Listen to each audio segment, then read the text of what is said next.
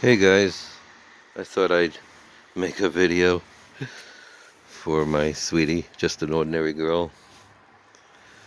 I just had to show you people how strange this is.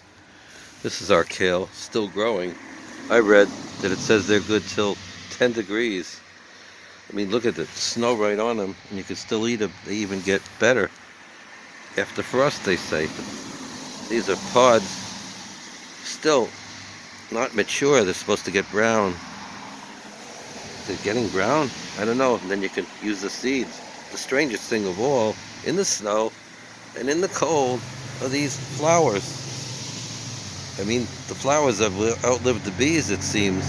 That's crazy. Broccoli flowers in mid-November in the North Country where we are here. That's just insane, you know? Oh, wow.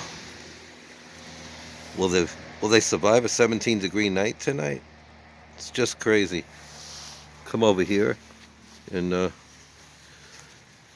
snow on the radish leaves. You could still eat them, but I'm not taking a chance. I think I'm gonna take half this row and cover the others in leaves. I've got leaves piled up. Doesn't damage them. See, they say they're good to 25 degrees. Well, we'll see. But I thought that was pretty interesting. A lot of things in nature, and one thing's for sure is you never stop learning. Imagine kale tasting better after frost. There's broccoli, the kale over here. They are so hardy. Look at that.